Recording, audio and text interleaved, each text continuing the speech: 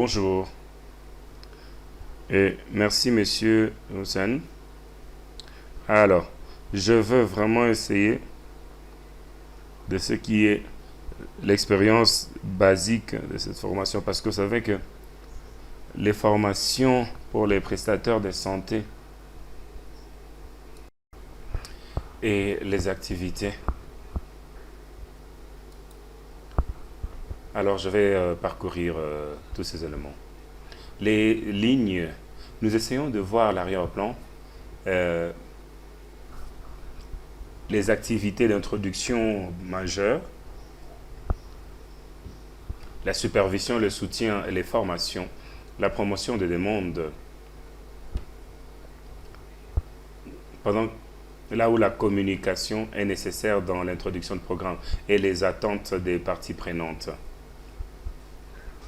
En tant qu'arrière-plan, spécifiquement dans le contexte de démonstration de HPV, le projet a commencé en 2015 jusqu'en 2017 en Éthiopie et la cible était basée par l'âge et les grades. Et ceux qui étaient en école et ceux qui avaient abandonné déjà l'école.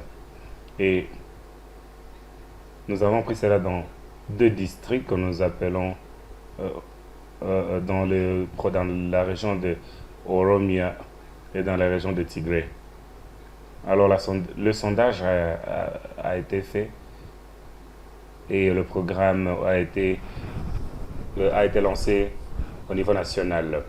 Les activités d'introduction,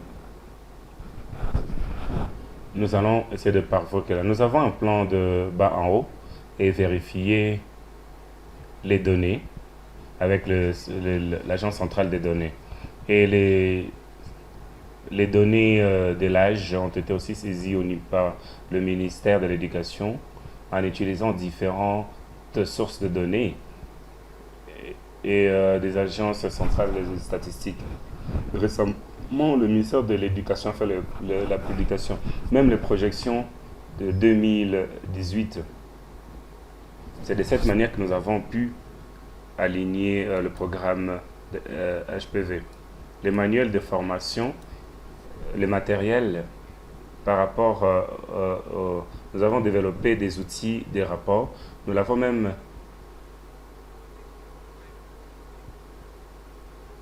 traduit dans les langues nationales et nous l'avons cascadé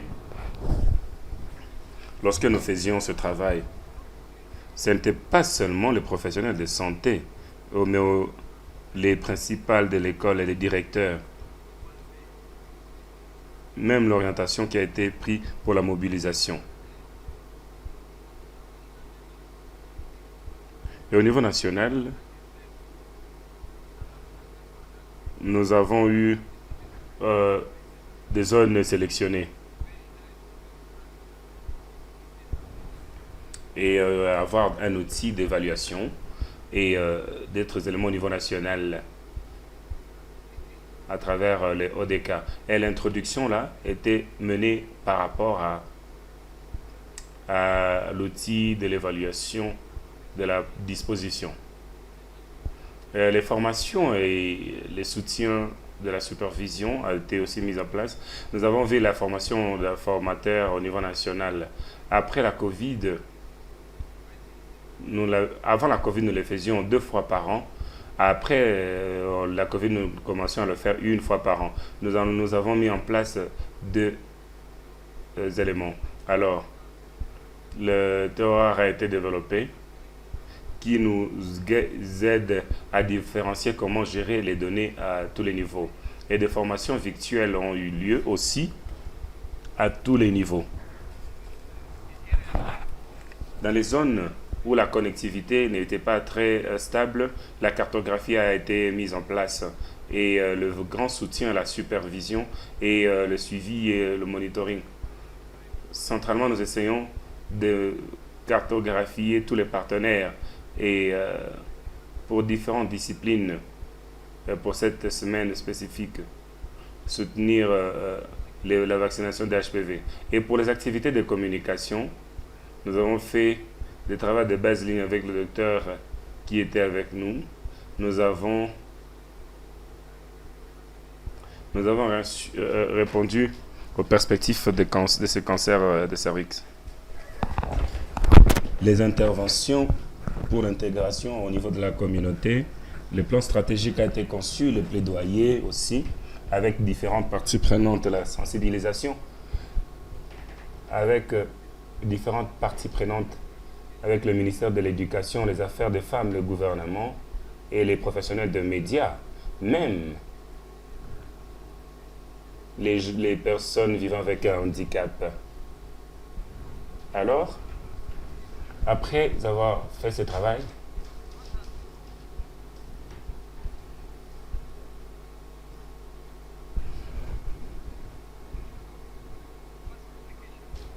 la communication. Nous tous ici savons que la communication est très importante.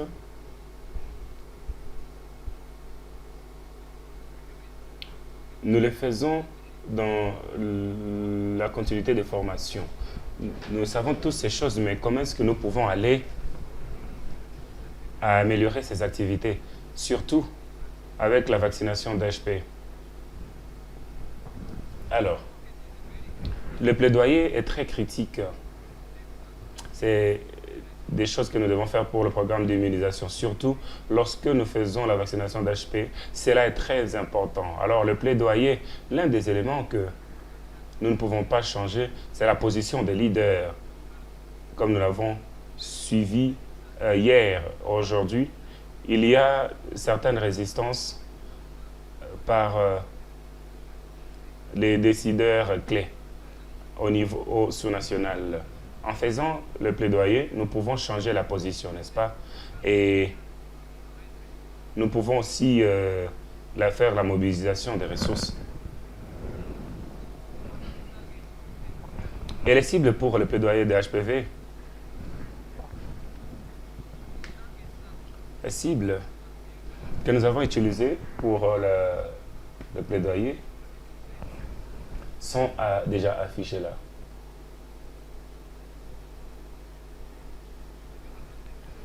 Le secteur des gouvernements, les secteurs gouvernementaux avec les secteurs d'éducation avec le programme des femmes et des enfants, les parlements à différents niveaux et les leaders au niveau communautaire. Par rapport à la mobilisation au niveau social, nous avons une bonne plateforme communautaire. Nous avons l'armée de développement. C'est de 1 à 13. Et si vous ne pouvez pas trouver le meilleur, c'est une bonne plateforme pour disséminer des informations. Les défis de communication dans la communauté. Nous avons une autre plateforme qu'on appelle Tago.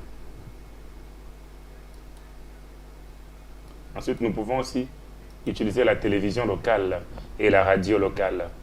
Et dans la communication, le programme de communication, renforcer la communication interpersonnelle. Cela est très important.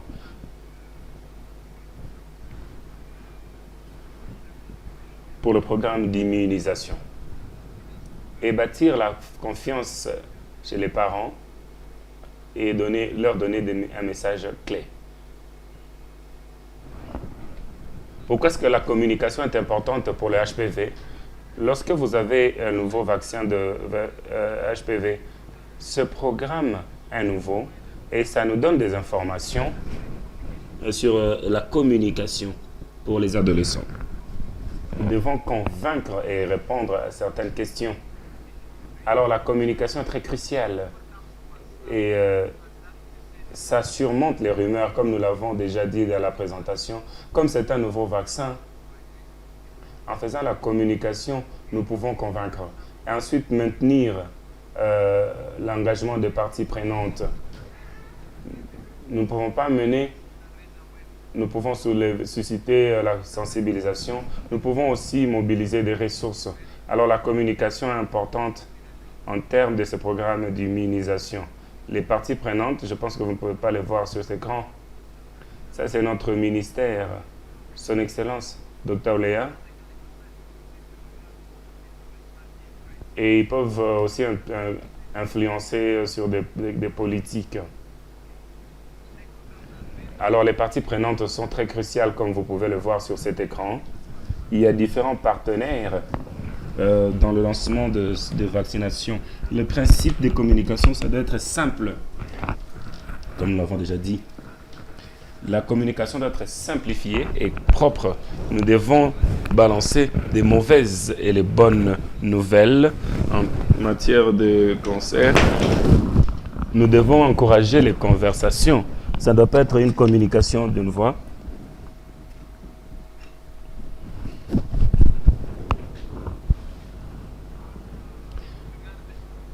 Par rapport à l'extension de l'administration politique et administrative, nous les attendons aussi à faire le plaidoyer, promouvoir, mobiliser et allouer des ressources, mobiliser toutes les valeurs pour qu'il y ait des informations pour le comité et des structures, mais afin qu'il aussi nous aide aussi à gérer. Lorsque nous nous engageons avec les leaders au niveau des villages pour qu'ils puissent promouvoir, ils partent dans les églises et dans les mosquées, alors ils peuvent éduquer les communautés pendant le temps de contact avec le comité. Ils peuvent aussi mobiliser les parents et les gardiens. Les centres d'éducation, on l'a aussi discuté. Nous avons donné les informations sur le cancer en s'engageant avec les secteurs et nous donnons aussi des interventions chez les filles sur des vaccins dans les écoles et mobilisent. Ils parlent fréquemment.